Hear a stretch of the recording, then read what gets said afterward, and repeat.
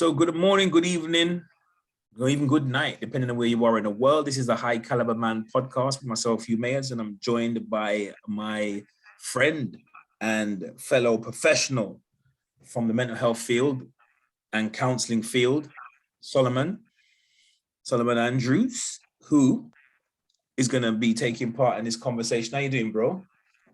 I'm doing great, thank you. Blessed to be here. Thank you for the invite. And obviously, it's a very sad occasion. So I send my shout outs and I send my condolences to the family of Kevin Samuels, to his mother, to his children. And I hope that at this difficult time, she finds the peace and the blessings to get through it. And it's obviously been sad for everybody in the Twitter field. So, but I'm happy to be here, brother. Thank you for the invite.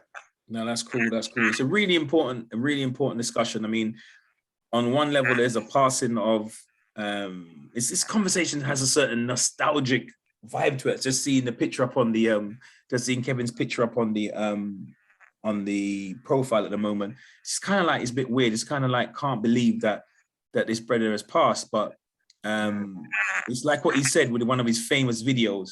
Once it went past 100,000 views, I knew it wasn't about me. So it's as much as that we might be discussing some of the, I almost feel like saying the late, great master teacher's work, Yes. It goes beyond him as a person, because then it's about those critical conversation points and those dynamics which exist very much in terms of relationships, in terms of marriage, that become even more relevant than just an individual. It's just that he just happened to have an interesting way of dealing with his talk shows and being very frank and very, very to the point. But so he has those people who admire his work and see the value of his work, and they say that they hail him as a hero. But on the other side of the polarity, the other side of the fence, there are people who say that he was an absolute misogynist. And not just a misogynist, but a particular, what they would call it, femme noir, like a kind of a anti-Black woman position, even questioning the man's sexuality and things of that nature, which I don't actually know what that's got to do with anything. But all is fair in mudslinging, I guess, and when you need to win an argument. But yeah, we have some particular talking points, and I was interested to get your opinion more than anything else right now. The first thing that came to mind was in a recent a WhatsApp group that I'm in with some old friends. One of the statements was made that, like talking about his past, him being, being a man who hated women. It was just mentioned as a kind of given. So my first question to you would be, did Kevin Samuels hate Black women? In a word, no. And I think it's you care to elaborate. I think it's profound and insulting. I think it is the height of chicanery, of twisted logic, of jealousy, hatred, and anger to have accused him of being a misogynist. He was nothing other than a man that really started out, if you study him well, and obviously we're chopping stuff up together, but if you study him well, you see that he was a man that originally came out trying to fix up Black men. He his original podcast was about the importance of Black men. For example, he had like at least 8 points that I can go for very briefly if you want me to, in which he basically was saying to Black men, if they want to find a high value female, these are the things they need to do. So if you don't mind, if we just go for them. No, please, for the benefit of those who may not be as familiar with his work or not even familiar with his older pieces, please articulate, bro. The floor is yours, man. Thank you so much, brother. So, for example, number 1 point he said was that beta men with beta traits are not suitable for wives. And I quote, they cannot protect their woman. That's number 1. Number 2, unmarried men are looked upon as unstable. Number 3, men that date women with no intentions to marry are jokesters. Number 4, men that are average are only subjected to get average or below average women. Number 5, men that don't make enough money to even provide for themselves shouldn't date. Number 6, men that have no leadership skills, have no husband qualities, should not date. Number 7, women aren't the enemy. I repeat, women aren't the enemy. Socially awkward beta men need to work on their approach on meeting women. Number 8, and that's the last point, men that are not in control of their emotions have no ability to be in control of a family. Does that sound like a misogynist to you? Not necessarily, but maybe it's the fact that those points are not well known, or maybe the fact that we live in a time where people need black and white answers. So the fact that you say he called men for 3 years, he was known to be on the internet calling men to account, to be equal, to be accountable for the way they operate, how they move in certain spaces, for the standards they set, and that they need to for example, work, how many hours a day a man must work, and even if it's low paid jobs or whatever, but you need to be out there working and stuff like that. Get out of your mum's, living in your mum's basement or anything like this as a young man. Rent a flat, rent a studio flat, rent an apartment, but move, get moving. Or those don't quite sit comfortably with the idea that he's this great, maybe because some of his showmanship, his later showmanship, when he would talk about the caricatures like Big Shirley, or I'm a PhD, or I don't need a cookbook, or what's the other famous meme that he made as well, that, hey big head, and all these later memes. There's a bit of showmanship in it. Yes. But when you call men to account, it's about self-improvement, or about executing, a calling as his profession as a life coach. But maybe if you call women to account, I don't know, is it to do with the political era that we live in terms of gender politics and intersectionality, that if you call women in general to account, it doesn't sit so well with feminism. And if you call black women to account, God damn it, now you stepped on holy ground, because mama can do no wrong. What say you about that? I would say again that wholeheartedly, Kevin was not a misogynist. Those vile Facebook groups have set up roasting him or rejoicing in his death says more about the sickness in some of our black sisters and our beta male brothers than it does about Kevin. As you said, average at best, when that got to the figures it did and went viral, it was bigger than him. He touched on a nerve. He touched on the fact that since the 70s, black men had been the victims of feminism, a pernicious virus that was put in our community to destroy the rise of the empowered black community through the Panthers, through the Nation, through black upliftment, through groups that was trying to get us together as a black man and black woman. And as Kevin said, back in the days of Big Mama, they stayed together. Black men and black women stayed together and had the highest rates of marriages and less illegitimacy in the 60s and the 70s, up until this white woman came in our community, I forgot her name, and she from the CIA, and put this poison in that community.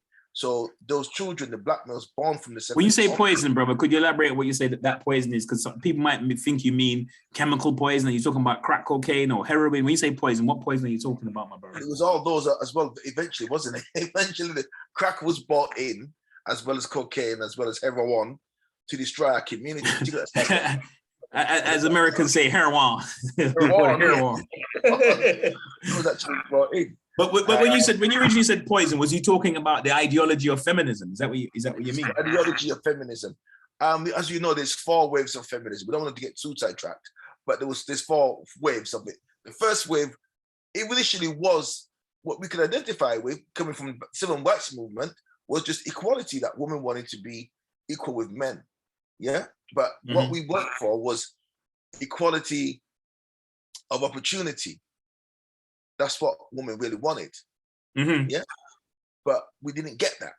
So what we got now was that device was used to split the black man for the black woman, to put the black woman which had happened in slavery. The black woman in slavery was put over the black man anyway.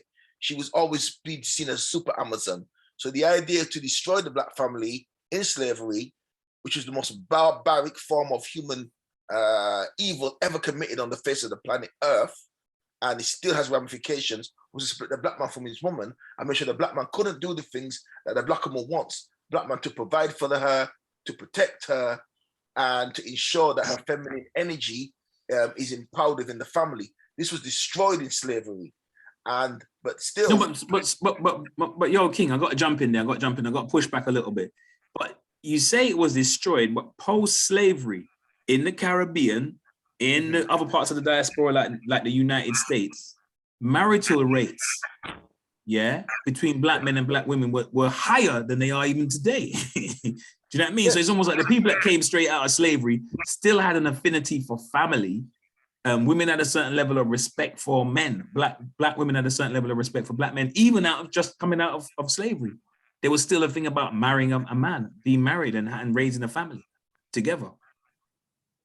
The thing was because the thing you deny somebody, people want. So if you go even in the Bible or the Quran, Allah says to the creation of Adam and Eve, you can have everything in this garden. You can have eat from all the rest of these trees, but this one tree, Yassel, nobody go and pick up the fruit of this one tree. And of all the trees in the garden, he's fast to go and touch that one, innit? So in slavery, they said we weren't human. We weren't allowed to get married. We couldn't read the Bible. We weren't allowed to speak our native language. The very thing they tried to dehumanize and take from us became the very things we wanted to prove our humanity through: marriage, relationship, defying the slave master every opportunity we could get. So this is why you look at the early 1900s when the rights for votes was led by black women who, when the slavery was allowed, when blacks were allowed to have universities and colleges, the black HBU set up. These black run universities and colleges set up, patronized by white people, but it was the idea at the beginning of the century on the Marcus Garvey mentality of black upliftment, black empowerment. So a lot of these, like in the black fraternities, in the black, like Howard University in America, they had all these Phi Beta Kappa Greek fraternities, was the idea of black excellence, that if you was a black person, it was up you mighty ways, for we can achieve all. So there was this unity despite the horrors of slavery, that blacks wanted to be together despite what the white man said, to prove to him, we are not savage, we are not animals, we will get married, we will not be illegitimate, because the illegitimate was forced on us. The black man was used as a stud from plantation to plantation, and he could not protect and look after his woman at pain of death. But now so-called slavery had ended, blacks now took the very cudgels, the very mantles of oppression to fight themselves. Just as where black people have taken the word Nigger, because I can't say because I don't, the algorithms might ban us, but that took that word, that horrible word, the N-word, and now using it for a time of endearment. We took the ugliness of things and we turn them around. That's part of how black people are. But when, but the same tools was then repackaged to us to separate the black woman from the black man, because then back in slavery, the black woman would have her own shack and she would be accessible to the white slave master, and the black man couldn't protect her. But when he was able to do that, and then we was rising up, when we was challenging white authority in the civil rights movement or the human rights movement, that's when they came with the backdoor form of slavery to separate the black woman again from the black man, and said, if you want any welfare money, or if you want any support, you can have a black man in your house. So it was the white social worker going into the black home and seeing, making sure there is no man in this house if you want to feed your picnic then. Well, let me jump in there. Let me jump in there, brother. Let me jump in there, King. Let me just jump in there. To be fair, the law about benefits and having a man in the house, it applies to, in the UK, for example, it applies to Asian, white, black, and other, right? And in the United States, I believe those legislations around benefits and having partners in the house and things of the nature apply to the black, to the white, to the Hispanic, the Latino, and to all the communities. So something else must be going on. Yes, I mean, what I mean was that, again, looking at the 60s and looking at it, or even in England, the thing was, black people through systemic racism weren't allowed to work and get jobs and get bank loans to have houses. and match white people. So after World War II, for example, when all the veterans came back from World War II, sorry, they made sure that the white veterans were able to go university, go college, and able to buy houses in affluent areas and give them a peg up on the ladder. They specifically made sure that black people couldn't go into certain areas. We all heard about Black Wall Street when the first time they dropped a bomb in America. America's never been bombed apart from when white Americans dropped bombs on black cities and wiped them out. That's the only time America's ever got bombed. Yeah. So there is a systemic, institutional virus and poison put in to make sure that blacks could not elevate themselves up to the degree white people want them to do. So many black people was encouraged to go into welfare. They couldn't get proper jobs. So families existed in America, particularly the poorer black families in the rural areas, on welfare. In order to break the back of the black family, they then took this welfare, which was a form of, it was like an economy of its own, and it was a way of keeping blacks down, but it helped black people survive. And it hit black people worse. So if you're a white person on welfare, at least you can still benefit from white privilege to some degree, because you can still acquire certain jobs. You can still move into an area, whether you're poor or whatever. If you're white, you look white in that area, not necessarily a problem for you. And the bank may give you a loan more than it would a black person. So this is what I meant. Yes, I agree. Other races may be on welfare. Other men may be on welfare. But at the same time, you have to understand, those races didn't lose their language, their forays, their mores, their religion, their God. They even lose their mind. You know what I mean? They have not, no other race has had what we had done to us for 400 years. So the Indian still has his family intact, even if he's on welfare. The Asian still has his family intact, if he's on welfare. The Arab still has his family intact, if he's on welfare. The Irishman has his family intact, because they know their name, literally they know their language, they know their God, they know their culture. We never had that. So there's a slight difference. Cool.